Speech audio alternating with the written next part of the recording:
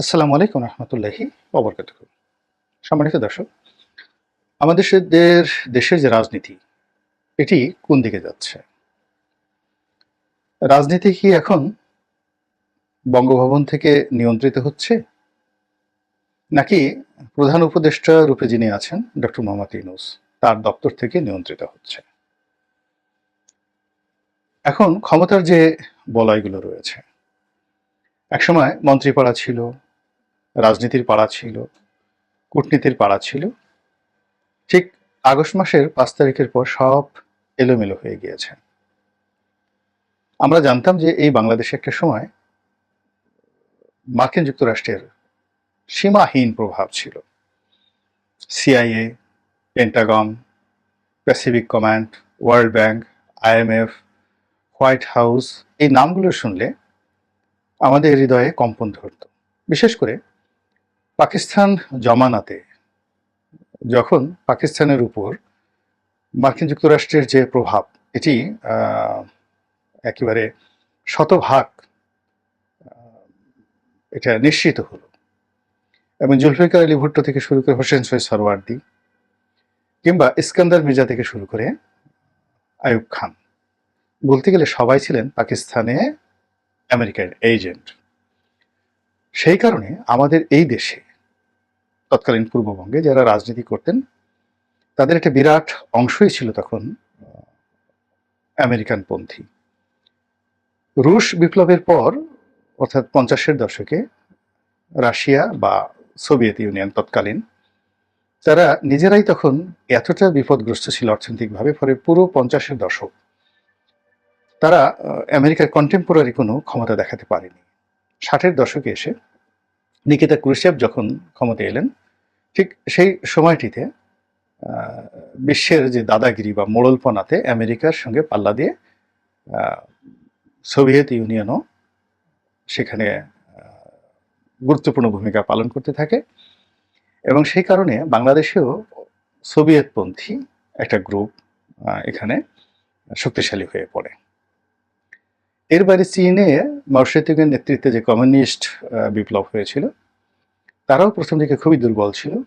অর্থনৈতিকভাবে কোনো তাদের যে যারা রাজনৈতিক সহযোগী, তাদেরকে সহযোগিতা না করার কারণে বা না পারার কারণে ঠিক চীনপন্থী যে কমিউনিজম, এটি আমাদের দেশে আসলে এরকম জনপ্রিয়তা পায়নি। মাওলানা ভাসানীকে বলা হতো যে তিনি চীনপন্থী, কিন্তু চীনের সেই যে আদর্শ, এটি বাংলায় প্রতিষ্ঠা করার মতো অবস্থা 50-এর দশকে বা 60-এর দশকে ছিল না, কিন্তু সম্পর্ক ছিল।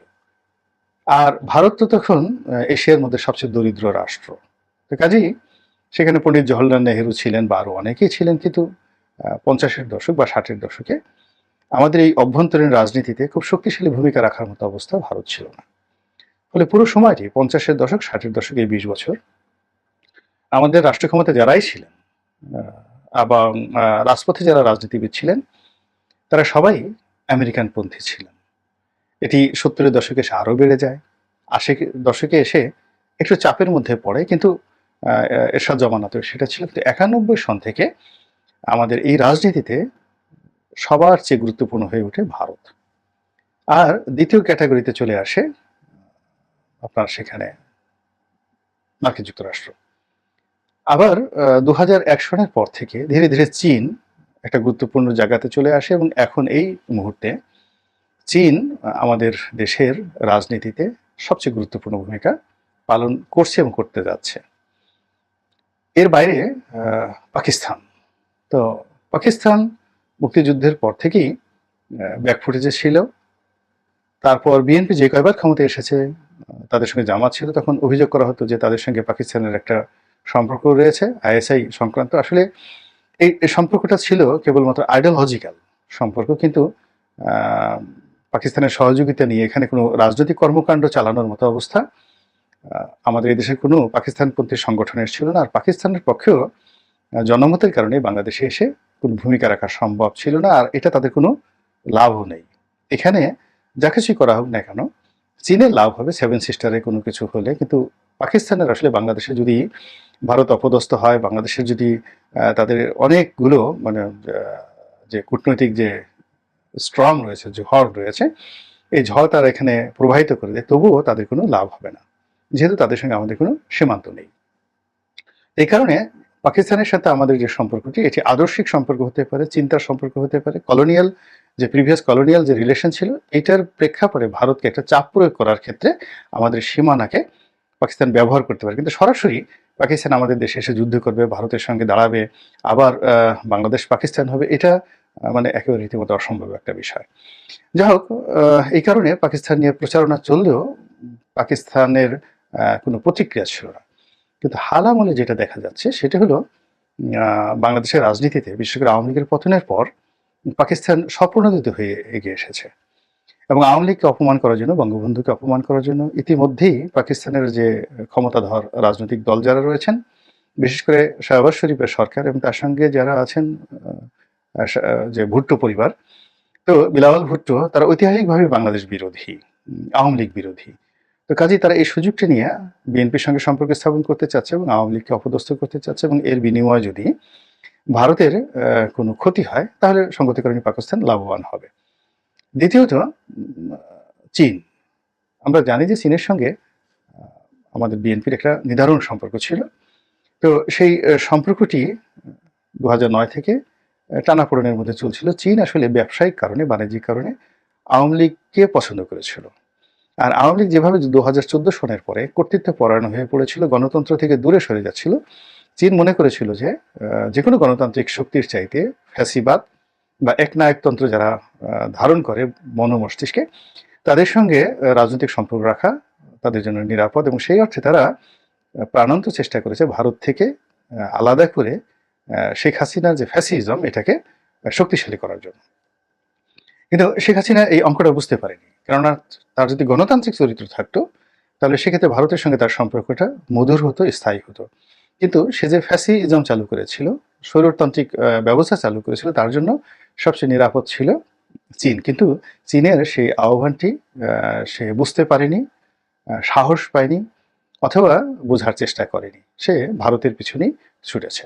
তো যাই হোক, এখন এর ফলে কি হলো, এই যে সরকারের পতন হলো, এই পতনের পর সেই সর্বশক্তি নিয়োগ করে চীন এখন যাকে বলা হয় এটার সাথে আমাদের বিএনপির সঙ্গে সম্পর্ক স্থাপন করার চেষ্টা চালিয়ে যাচ্ছে, এবং ইতিমধ্যে বেশ কতগুলো বৈঠক হয়েছে প্রকাশ্যে, আর পর্দার অন্তরালে অনেকগুলো বৈঠক হয়েছে।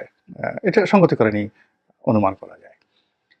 আর অন্যদিকে এখন যারা তত্ত্বাবধায়ক সরকার চালাচ্ছেন বা অন্তর্বর্তীকালীন সরকার চালাচ্ছেন, এদেরকে মার্কিন ব্যাক্ট বা ইউরোপিয়ান ব্যাক্ট গভর্নমেন্ট বলা হয়, যদিও তাদের ভিশন, মিশন, তাদের কার্যকাল কোনো কিছুই এখন নিশ্চিত নয়। কতদিন আছেন, কতদিন থাকবেন, কি করবেন, এই বিষয়গুলো তারাও জানে না, আমরাও জানি না। তো এরই মধ্যে যেটি হচ্ছে, রাজনৈতিক অবস্থা ক্রমশ জটিল হয়ে যাচ্ছে। আমরা কেউ বুঝতে পারছি না যে নির্বাচন কবে হবে। সরকার সংস্কারের কথা বলছে, কিন্তু এই সংস্কারের ব্যাপারে তাদের কোনো গ্রাউন্ড ওয়ার্ক রয়েছে কিনা। যদি গ্রাউন্ড ওয়ার্ক না থাকে, অভিজ্ঞতা না থাকে, তাহলে এই সংস্কার নিয়ে, যে কোনো বিষয়ের সংস্কার নিয়ে তারা যদি বেশি ঘাটাঘাটি করে, বেশি সময় ক্ষেপণ করে, তাহলে তাদের জন্য অশুভ পরিণতি দেখে নিয়ে আসবে, কোনো সন্দেহ নেই। তো যার জন্য এটি নিয়ে আমাদের যারা সাধারণ জনগণ, আমাদের আসলে অনেকেরই, বেশিরভাগ মানুষেরই চিন্তা যে ক্ষমতায় বিএনপি আসবে বা ক্ষমতায় আওয়ামী লীগ আসবে, এটা মুদ্রার এপিঠ এবং ওপিঠ কয়েকজনের জন্য। এবং ইতিমধ্যে গত 15 দিনে আপনারা অনেক কিছু দেখেছেন যে যেখানে বিএনপি ছিল সেখানে আওয়ামী লীগ এসে বসেছে, আবার আওয়ামী লীগ যেখান থেকে চলে গেছে সেখানে বিএনপির লোক বসার চেষ্টা করছে। আর এর মধ্যে থেকে জামাতের যারা লোকজন আছে তারাও তাদের কৌশলগত কারণে গুরুত্বপূর্ণ যে জায়গা, সেই জায়গাগুলোতে তারা তাদের প্রভাব বিস্তার করতে চাচ্ছে। তো সেক্ষেত্রে সাধারণ জনগণ তাদের লাভ কি হলো? কেউ কেউ বলছেন আমরা খুব নিঃশ্বাস নিচ্ছি, তারপর আমরা স্বাধীনভাবে কথা বলতে পারছি, কিন্তু এটা 15 দিন তো আসলে একটা সময় নয়। 3 মাস যদি এভাবে চলতে থাকে, তাহলে আমার কাছে মনে হচ্ছে যে বেশিরভাগ মানুষ এই অবস্থাতে স্বস্তি পাবে না। এর কারণ হলো, যে যার মতো করে বিদ্রোহ করছে, বিপ্লব করছে, দাবি দাওয়া পেশ করছে, সরকারকে দুর্বল মনে করে সরকারের উপর একের পর এক তারা যাকে বলা হয় দাবিনামার সেই শাহনামা, পারস্য যে সাহিত্য, বিখ্যাত শাহনামা, সেই শাহনামার যে কাহিনীগুলো, সেই কাহিনীগুলো একটার পর একটা ঘটিয়ে যাচ্ছে। সরকার বিপদগ্রস্ত, বিপর্যস্ত, এর সঙ্গে সঙ্গে ব্যবসা বাণিজ্য সব কিছু এলোমেলো হয়ে যাচ্ছে। তো যার ফলে মানুষ ধৈর্য রাখতে পারছে না, সরকারের উপর ধৈর্য রাখতে পারছে না, আওয়ামী লীগের যে কুকর্ম সেগুলো ভুলতে পারছে না, আবার বিএনপির প্রতি যে খুব নির্ভর করবে এই ধরনের কোনো পরিবেশ বা পরিস্থিতিও তারা দেখতে পাচ্ছে না। কিন্তু এরই মধ্যে আন্তর্জাতিক অঙ্গনে আমরা দেখতে পাচ্ছি যে খুব দ্রুততার সাথে এই বিএনপির সঙ্গে পাকিস্তান এবং চীন যেভাবে সাড়া দিয়েছে এবং যেভাবে তারা বন্ধুত্বের বন্ধন দৃঢ় করছে, তা একদিকে ভারতকে খেপিয়ে তুলছে, অন্যদিকে বর্তমান সরকার যারা আছে মার্কিনপন্থী তাদেরকে সন্ত্রস্ত করে তুলছে। এবং চীন যদি সত্যিকার অর্থে এখানে প্রভাব বিস্তার করতে পারে এবং চীনের মদত পুষ্ট কোনো সরকার যদি এখানে ক্ষমতায় আসতে পারে, সঙ্গত কারণেই ভারত বিপদে পড়বে, বহুমুখী বিপদে পড়বে। ভারতের যে সেভেন সিস্টারগুলো রয়েছে সেখানে অনাসৃষ্টি তৈরি হবে, তাদের মধ্যে স্বাধীনতার ভাব জাগ্রত হবে। দীর্ঘদিন ধরে চীন যেভাবে ভারতের বিভিন্ন বিচ্ছিন্নতাবাদী গ্রুপকে তারা মদত দিচ্ছে এবং ভারতের বিভিন্ন এলাকাগুলোতে বিশেষ করে সিকিমের উপর, তিব্বতের উপর তারা যে দাবিনামা পেশ করে আসছে, এই জিনিসগুলো যদি বাংলাদেশে চীনপন্থী কোনো সরকার প্রতিষ্ঠিত হয়, তাহলে বাংলাদেশকে একটা ট্রানজিট রুট হিসেবে ব্যবহার করে চীন এই কাজগুলো আরও সুচারুরূপে করতে পারবে। এবং সেক্ষেত্রে চীনের সঙ্গে যদি বিএনপির একটা বাইলেটারাল রিলেশন হয়, এবং এটা এখন ডক্টর ইউনূসের সঙ্গে হতে পারে, মানে যেভাবেই হোক না কেন চীনের সঙ্গে যদি আমরা আমাদের বন্ধুত্বের বন্ধনটা সুদৃঢ় করি, আমরা হয়তো ভারতীয় আগ্রাসন বন্ধ করতে পারবো, এতে কোনো সন্দেহ নেই। কিন্তু আমাদের যে রাজনীতির যে শ্রেণী চরিত্র এটি কিন্তু পাল্টে যাবে। কোনো অবস্থাতেই পশ্চিমা দাসের গণতন্ত্র এখানে চীনের নেতৃত্বে সম্ভব নয়। এটা অনেকটা মধ্যপ্রাচ্যের যাকে বলা হয় রাজাবাদশাহ শাসিত রাষ্ট্রের মতো হয়ে যাবে।